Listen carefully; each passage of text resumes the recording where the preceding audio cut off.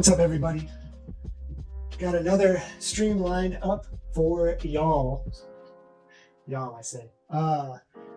Anyway, I'm just gonna jump into it. Had a bit of a crazy day.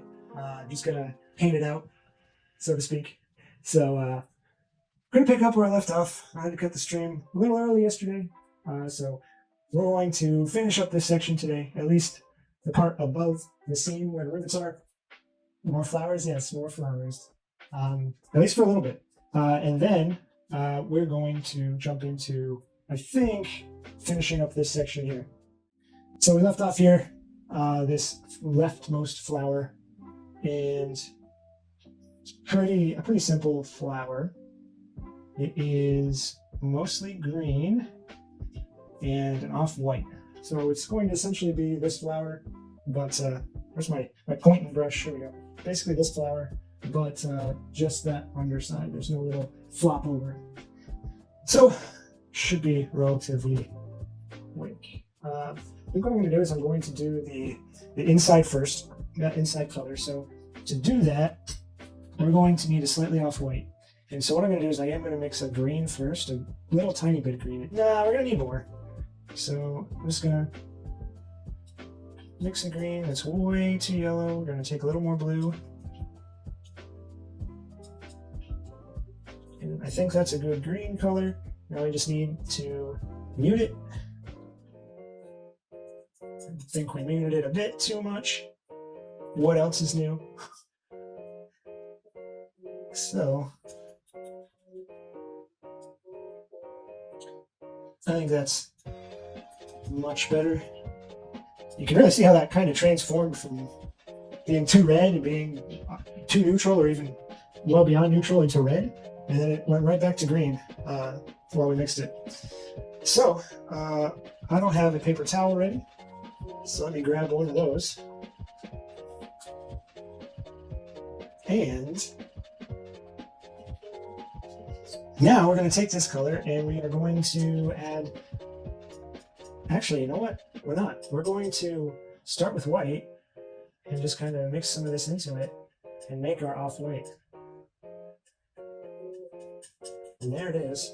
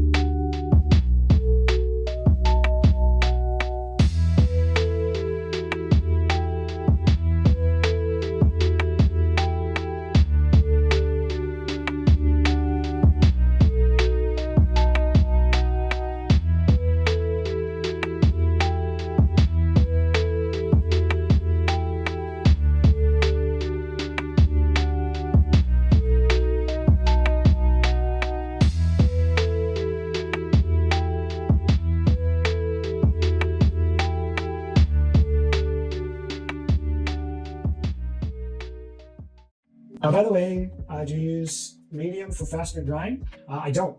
I use, let me put this in here. It is Winsor Newton painting medium. This is kind of the closest thing you can get to linseed oil without being linseed. It's kind of just the basic synthetic painting medium. It could possibly even be linseed oil. No one would ever know if it was just plain linseed oil. The mediums that I've used that increase drying time, it's not super fast. It's not like acrylic. It's this strange situation where once you put the paint down, the part that is like the undermost layer is going to like dry super fast. So if you want to wipe it off, you're always going to have that under layer that is going to like almost always stain, almost like a very dark stain. It's super difficult to wipe it clean. Now there are some that will make your paint go just as fast as acrylic, and those I don't have a lot of experience with. The one that I do, I don't know if I have it readily available, but it was essentially it was Winsor Newton, just like this, but it was slightly darker, and it was only supposed to kind of increase drying time a little, but it was so strange, just the way it worked. It was almost like it dried relatively slow still, a little faster, but it just stained. Like the color was permanently there. Yeah, I heard about this one, going to buy it. The plain painter's medium, I highly recommend it. I'm gonna plug this camera in real quick. There are some others that I've been looking at, which are super niche, I guess you could say. Ones that really change the surface of the paint. So there's one that's like very grainy, like almost like sandy or like film grain. There are some that are super high gloss. There's one called Liquid, and Liquid will slightly increase drying time. It is a bit of a strange one to work with, but it will give you kind of a satin finish, which I think looks great. I just have a really hard time using Liquid because it is one of those that dries a little bit faster than just linseed oil or just this plain painter's medium. I also highly recommend one of these for your mineral spirits or terpenoid or whatever you end up using to clean your brushes. This is this tiny little enclosed jar. It has these latches that just kind of pop off like that. And inside, let me see if I can. So that's the way to do this. Inside, I'm showing how gross it is on the inside, but you don't have to clean your terpenoid super often. But it has this little thing in here, and it's like an insert. And you'll see in the bottom, it will filter out a lot of the kind of residual oil paint. Is it just Winsor Newton Liquid? Yeah, it's Liquid. That exact spelling. That'll give you that satin finish, and it will dry a little faster. But I highly recommend one of these. If you can't find them, because they are kind of tough to find, I got mine at Hobby Lobby. I don't know what kind of hobby or painting stores you have around you, but you can't find one of those. You can also use a glass mason jar and a plastic like Brillo pad, like not the green scrubbing pads, but the ones that are actually might have one laying around. Yes, I do. Holy crap! You want to get one of these, which it's almost like plastic. What's that stuff called? Steel wool, and you put this at the bottom of a glass mason jar, and then you pour your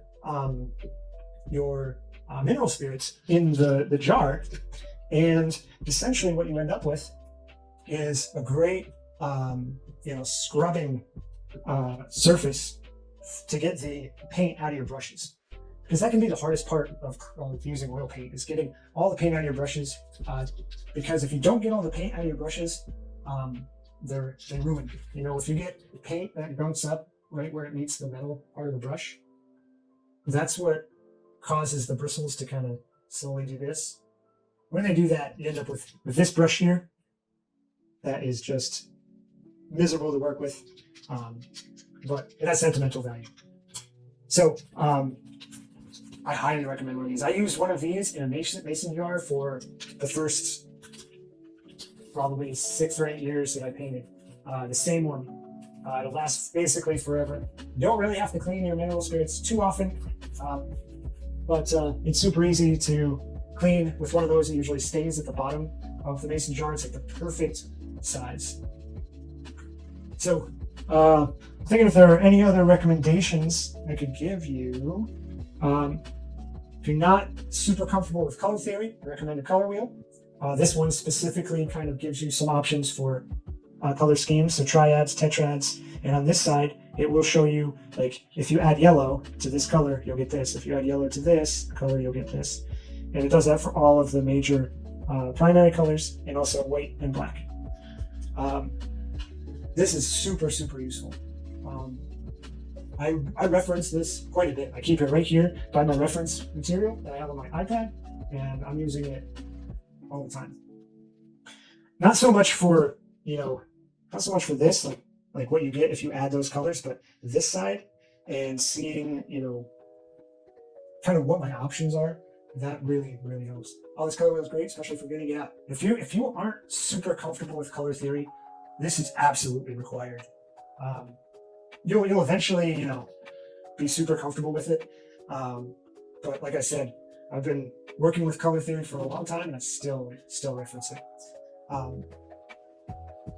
I couldn't recommend it more. Before I had this, I had a color wheel that I created in art school. That was like a pretty big project in color theory, and it was like this big. And I had that kind of just sitting off to the side, and I would use that. Other than that, if you're going to draw at all, if you're going to draw down, something underneath, you want to make sure to use charcoal pencils and not graphite. I like these. They're Derwent. They have the wood around them. They're not the kind that you peel the paper away from. And to be honest, you're going to want some acrylic gesso for priming. And if you want an imprimatura, which is this thin glaze over top, I recommend using acrylic for that. I use acrylic burnt sienna. Let's see if I have it. I use, this isn't the color. I don't think I actually have any of the color left over. Let me see. So the brand I use for acrylic is this golden. It's heavy body acrylic. So it's the same consistency as oil, but it's good stuff, and it's pretty inexpensive too. And the same brand makes acrylic gesso as well. And the gesso is just to get a solid white prime surface. You want to put 3 coats on your canvas before you start. And then the imprimatura, this orange color, or any color you put down is optional. As long as it's primed, that's the key thing. Because if it's not primed and you put paint directly on the canvas, it will rot. Which may not, to be honest, it may not happen, in the next decade, but it's certainly not going to last, 100 years. That's for sure. So that is really up to you. So I'm going to move my camera because I'm going to move up to this section here. So we're going to go back because I need a break from these flowers in this pattern, or I may lose my mind. So I'm going to have to mix this color, which is this grayish brown kind of thing. Not terribly in love with this color, but I gotta do it. So we're gonna start. It's going to be similar to this, only we're gonna start with the brown and add the blue to it. Oh, Pavel, thanks for the like on Instagram. Since my palette camera is my phone, it's right there in front of my face as I'm mixing colors. So we're going to add a little bit of blue to the brown instead of the other way around. And hope we don't use too much blue so that it stays a brown. And it's really hard to say. If we pull it super thin and look on the back of the palette knife, you can see it's almost black. So one thing you can do to kind of gauge the what color it actually is, if you put a little bit off to the side, and you take a little bit of white and you lighten it up, you get a better idea of what the actual color is. So this is like almost a perfect neutral. That is like as gray as it gets. So we don't want that. we do want a little bit of that warm, like brownish color to show through. So we're going to add a little bit more brown and make sure it's mixed up pretty good. I need to be careful while I'm working within the camera. We're going to do the same thing. We're going to grab a little bit, put it off to the side, add a little white. And yeah, I think that it's slightly better. I do think we can do even better. Let's take the rest of this brown. I didn't mix, or I didn't wipe off the white. That's all right. We don't actually need it to be that super dark color, so this will just help us mix it, to be honest. So that is very brown. If we mix this into here, yeah, you can see that that is starting to look a lot like this color. So I think we're ready to go. Now this here, the first one we're going to use this line here and this line here. And both of those are almost, you can almost not even see them. So we need to make sure that it's lighter than these two colors, but still dark.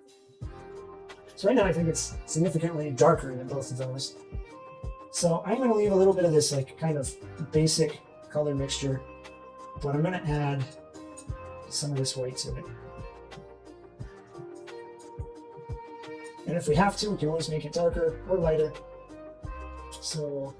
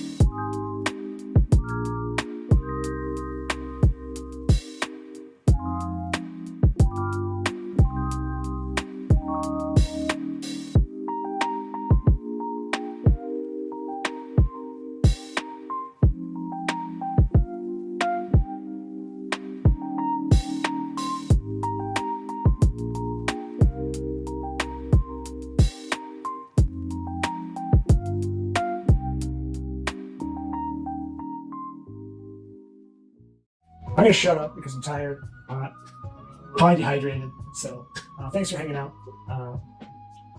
Later. Have a good week.